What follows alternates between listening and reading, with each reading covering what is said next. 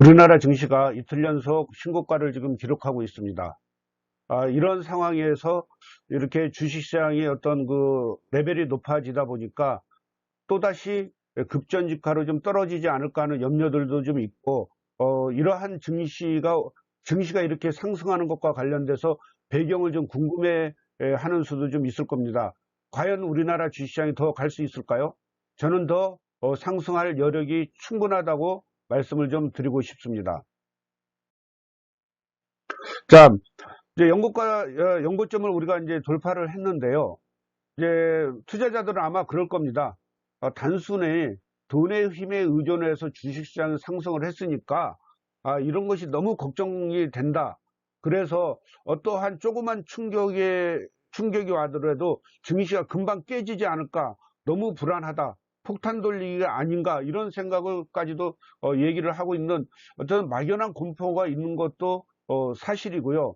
또한 어떻습니까? 최근에 이제 있었던 어떤 정책이 이제 끝났지 않습니까? 우리나라로 치면은 재난지원금, 미국과 관련돼서는 실업자에게 주당 600달러씩 주던 어떤 지원금이 현재 7월 말로 끝났습니다. 이런 부분과 관련된 불안감. 그 다음에 크게 개선되지 않은 기업의 영업 환경, 똑같지 않습니까? 그 다음에 또 비제 의존해서 본격적으로 투자하는 이런 부분들. 최근에 신문에서는 이런 얘기도 나오지 않습니까? 개인 투자자들이 신용 대출을 받아가지고 지금 주식 투자에 나서고 있다. 이런 것들은 언제 폭발할지 모르는 어떤 불안감으로 작용할 것이고, 이러한 것들이 주식시장에 언제라도 영향을 끼친다는 사실은 아마 이상하지 않을 상황인 것은 분명합니다. 그렇지만 또다시 3월과 같은 그렇게 경험하지 못한 어떤 충격에 대해서 무방비로 당할 가능성이 높을까요? 정말 무방비로 또 당할 수 있을까요? 아마 그러지는 않을 겁니다. 지금 어떠냐면은 투자자들은 어떤 얘기를 하고 있냐면은 3월 달의 기회를 다시는 놓치지 않겠다고 얘기를 하는 사람들이 많습니다. 즉 준비된 투자자들이 굉장히 많고요. 또 증시에는 이런 얘기도 있지 않습니까? 기다리는 조정은 오지 않는다. 당연한 얘기죠. 왜? 기다리는 사람이 많고 떨어지기만 기다리는 사람이 많고 대기자가 많다는 것은 당연히 조정이 오지 않겠죠. 결국에 있어서는 현재의 주식시장은 공급보다는 수요가 앞서는 어쨌든 수요 위주의 상황이다. 금융장세다. 이렇게 얘기를 할 수가 있겠죠. 그러다 보니 아마 어떠한 외부적인 충격에 의해서 주가가 떨어질 수 있지만 그게 주식시장의 침체로 이어지기보다는 일시적인 가격 조정으로 이어질 가능성은 높고, 결국에 있어서는 현재의 이제 주식시장의 패러다임이 바뀌었다. 경제의 패러다임도 바뀌었다. 그래서 이전에 경제 및 투자 환경으로 돌아갈 가능성보다는 새로운 경제 시스템, 투자 환경이 조성될 것이라는 믿음이 좀 굉장히 커지고 있는 상황입니다. 이런 때는 어떻게 해야 되겠습니까? 이러한 본인이 가지고 있는 이러한 믿고 있는 것에 대해서 어떻게 실현시킬 수 있을까를 고민하는 게 필요하겠죠. 일시적인 어떤 변화에 민감하게 반응할 필요는 없다고 생각을 합니다. 어쨌든 지금은 펀더멘탈보다는 수급이 지배하는 이런 상황이지 않습니까? 즉 수요 위주의 지금 주식시장이기 때문에 결국에 있어서는 주도주의 위주의 빠른 대응과 체결 강도 등 수급 지표를 먼저 살펴볼 필요가 있겠죠. 결국에 있어서는 현재 2000포인트에서 2200포인트 영역은 경기 침체와 순환적 회복을 반영한 적정한 영역이라고 평가할 수가 있겠습니다. 다시 말씀드리죠. 2200에서 2000포인트에서 2200포인트 이 상황의 주가 수준은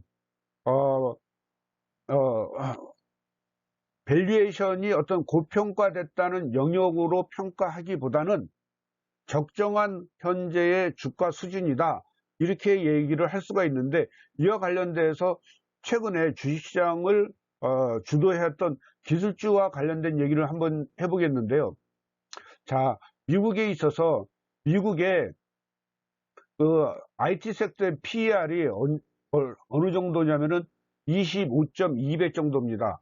그럼 25.2배는 굉장히 높은 건 맞아요. 보통 16배 정도가 적정하다고 하는 거니까 14배 정도가 적정하다고 하는 거니까 25.2배는 굉장히 높은데 미국 전체 시장의 PER도 많이 올라가 있는 거죠.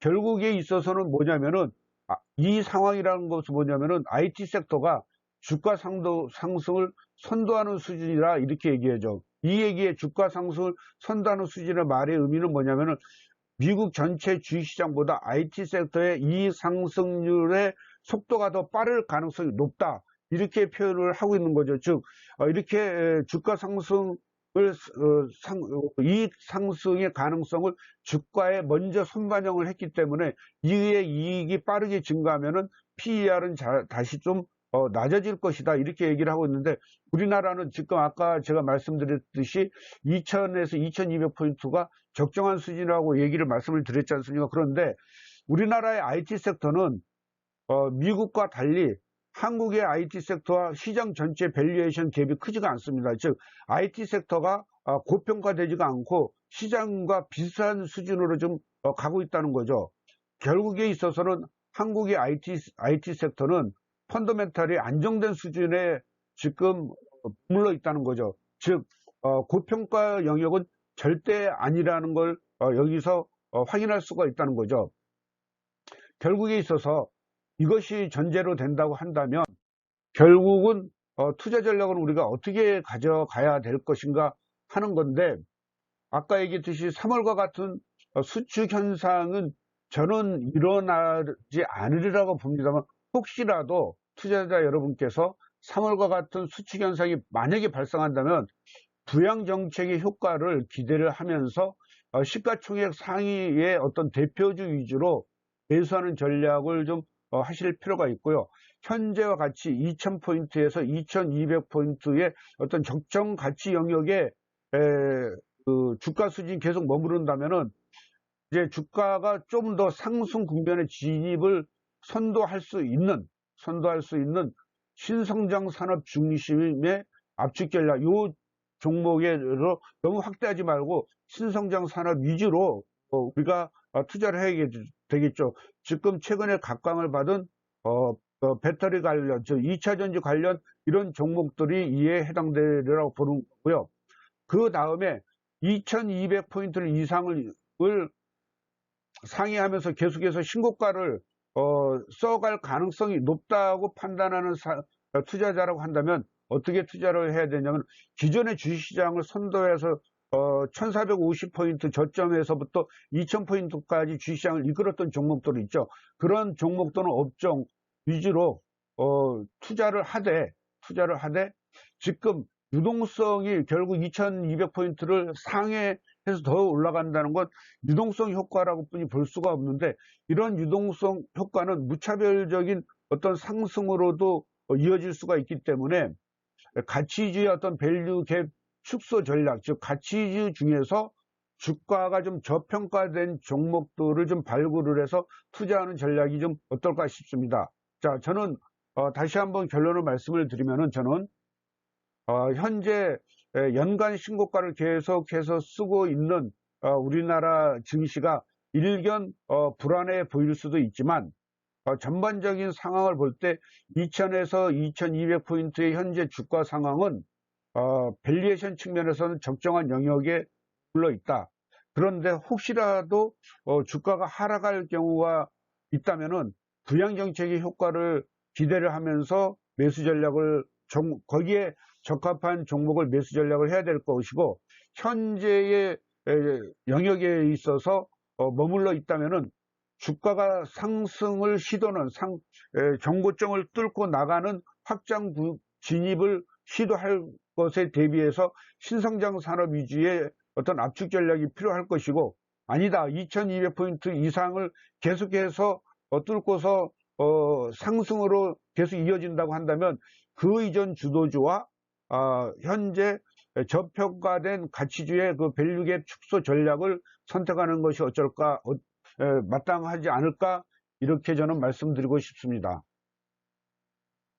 안녕하세요. 뻔뻔한 투자연구소 조성현이었습니다. 여러분의 투자 생활이 펀펀할 때까지 여러분의 투자 생활이 즐거울 때까지 영원히 함께 하겠습니다. 구독, 좋아요 많이 눌러주세요. 감사합니다.